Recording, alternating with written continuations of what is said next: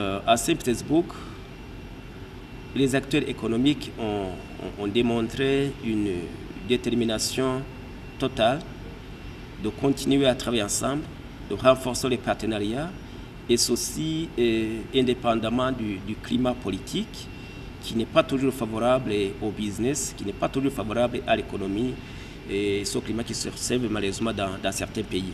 Bon, bien sûr qu'ici on faisait allusion à ces sanctions contre la Russie, qui n'est pas l'Union européenne, mais cela n'avait pas empêché qu'à Saint-Pétersbourg, on observe l'implication, la présence des politiciens européens de renommée mondiale même.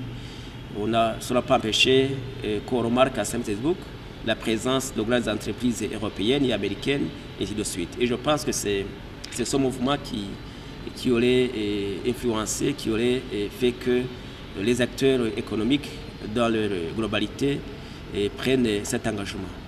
Deuxièmement, la deuxième leçon de façon globale, c'est que ce congrès est une occasion idéale. C'est une occasion idéale pour mener des contacts diversifiés. Le Burundi était parti à Saint-Pétersbourg pour la première fois, mais on ne s'était pas rendu à Saint-Pétersbourg pour observer comme observateur. On s'était rendu pour s'impliquer activement dans les différentes activités. Et c'est dans ce cadre que nous avons pris part au panel Russie-Afrique, dont l'objectif est de déterminer les secteurs clés et qui peuvent accélérer le rapprochement économique entre la Russie et l'Afrique.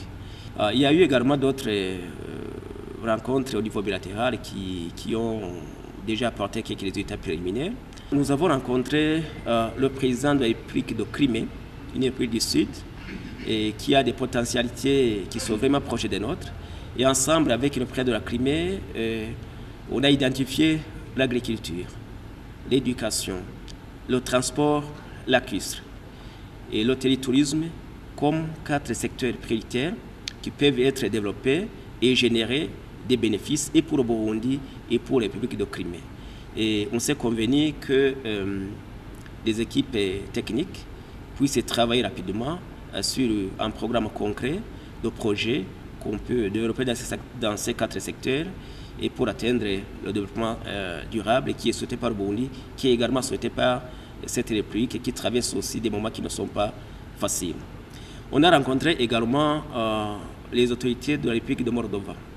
Ce sont des connaissances à nous parce que c'est dans cette République où est basée une usine qui voudrait s'étendre le mois venu, c'est notre pays, et se lancer de la production des ampoules et d'autres produits similaires. Et ensemble, on a constaté que les travaux de montage de ce projet avançaient bien. Et s'il n'y a pas un obstacle de 10 minutes, d'ici la fin de l'année, la première ampoule Made in Burundi devrait être allumée. Nous avons également échangé avec un milliardaire qui est intéressé par la promotion du café et du thé burundais à Moscou, avec une dimension culturelle, parce qu'il voudrait que ceux qui seront en train de boire du café thé burundais puissent également assister à la danse au tambour burundais. C'est une idée que nous avons bien sûr favorablement accueillie et nous lui avons demandé de garder contact avec notre ambassadeur à Moscou qui est également présent à Saint-Pétersbourg pour qu'il puisse, disons, parvenir à un accord concret. Je ne terminerai pas sans souligner que j'ai eu des échanges avec le vice-ministre des Affaires étrangères de la Fédération de Russie, M. Bagdanov, qui venait de visiter notre pays parce qu'il était ici au mois de mai. Et avec lui, nous avons constaté ensemble le nouveau dynamisme des relations de coopération entre le Burundi et la Fédération de Russie, que ce soit au niveau fédéral ou alors que ce soit au niveau des différentes républiques ou des régions de la Russie. À un tel forum, tous les secteurs de l'économie y sont représentés. Pratiquement tous les pays y sont représentés. Alors on peut vraiment à l'aise aborder qui on veut et quand on veut même, évidemment en fonction de ce qui vous intéresse et de ce qui l'intéresse. Pour ce qui concerne notre pays, le Burundi, il y a un accord qui va permettre à la Banque du Burundi d'opérer des transactions internationales via la Gazprom et vice-versa. C'est un événement très important parce que c'est cela qui va rassurer, c'est cela qui va favoriser le mouvement des investissements et des investisseurs, non seulement de la Russie, mais également à partir d'autres pays du monde vers notre pays et vice-versa. Excellence, quand il y a ces accords entre notre banque centrale avec cette banque russe, il y a ceux qui ont dit que c'est la fin des relations entre les institutions de Bretton Woods avec notre banque. Voilà, c'est déjà un bon résultat. Si cet accord n'avait pas suscité quelques commentaires, ça aurait été un accord qui ne valait pas la peine. Bon, je pense que nous sommes dans un pays où, quand vous recevez une information sensationnelle, comme celle-là, avant de la refuser ou de l'accepter, il faut d'abord vérifier la source d'où elle provient. Sinon, l'accord qui a eu lieu entre la Banque du Burundi et la Banque Gazprom permet uniquement le transfert, la transaction d'argent entre le Burundi et les autres partenaires, pas seulement la Russie.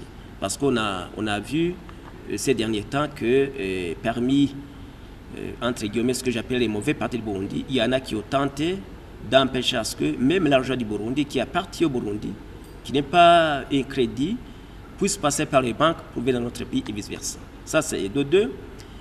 Sans un tel accord, il est difficile, pour ne pas dire impossible, de convaincre les investisseurs russes et d'autres qui ne sont pas russes de venir s'installer ici chez nous parce que c'est un mécanisme clair de transfert d'argent, de transfert de bénéfices. Aucun investisseur, aucun homme d'affaires ne peut venir faire développer une activité économique dans votre pays. Donc, qu'il n'y ait pas de spéculation, la Banque du Burundi ne sera soumise à aucune quelconque banque. C'est une banque centrale et elle reste, mais elle ouvre plus de portes pour faciliter son mécanisme de transfert d'argent au niveau international.